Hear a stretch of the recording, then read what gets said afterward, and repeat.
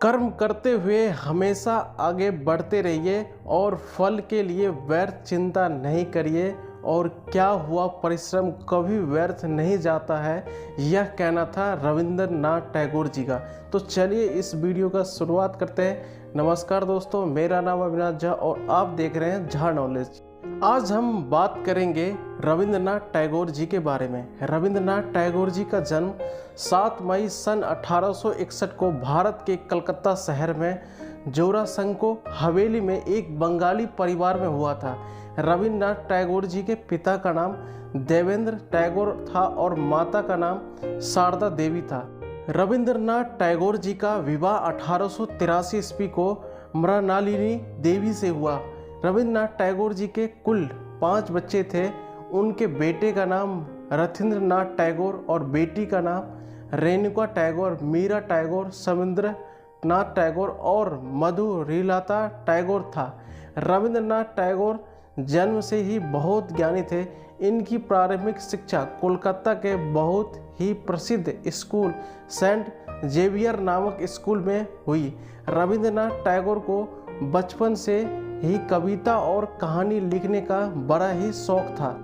उन्होंने बैरिस्टर बनने की कोशिश में वर्ष 1878 में इंग्लैंड के ब्रिजटोन पब्लिक स्कूल में नाम दर्ज करवाया। इसके बाद उन्होंने लंदन कॉलेज विश्वविद्यालय में कानूनी शिक्षा पर अध्ययन किया। रविंद्रनाथ टैगोर जी एक ऐसा व्यक्तित्व थे जिसने अपने प्रकाश से सब जगह रोशनी बिखेरी। वह भारत की एक अनमोल विरासत थे। साहित्य की शायद ही ऐसी कोई शाखा हो जिसमें उनकी रचना ना हो। दरअसल बचपन से ही रविंद्रनाथ का मन कहानी और कविताएं लिखने में लगता था, अर्थात उन्हें अपनी मन की भावनाओं को कागज़ पर उतारना बेहद पसंद था। यही वजह है कि उनमें साहित्यिक प्रतिभा भी जल्दी ही विकसित होने लगी थी।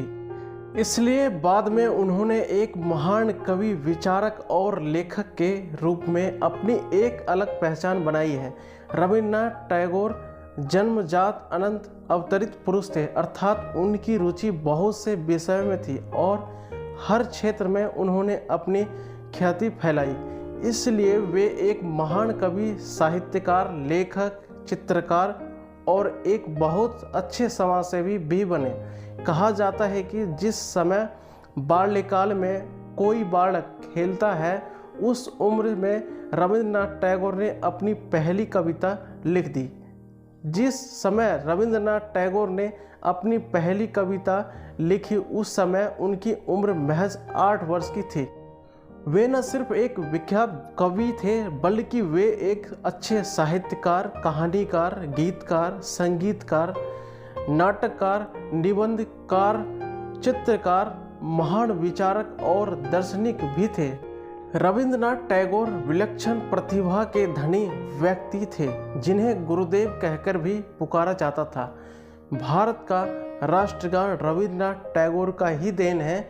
रविंद्रनाथ टैगोर को बचपन से ही कविता और कहानियाँ लिखने का बेहद शौक था।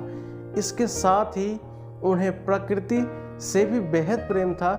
कई बार तो वे प्रकृति को देखते देखते इसी में खो जाया करते थे और कल्पना किया करते थे। रविंद्रनाथ टैगोर ने अपने जीवन के अंतिम 4 वर्ष लगातार दर्द में बिताए और बीमारी के 2 लंबे दौर से जूझ रहे थे।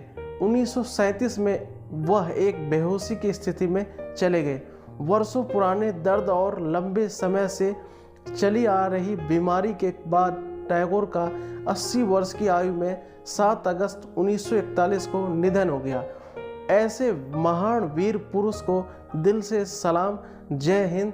ये वीडियो आपको कैसा लगा कमेंट बॉक्स में ज़रूर बताना। नमस्कार।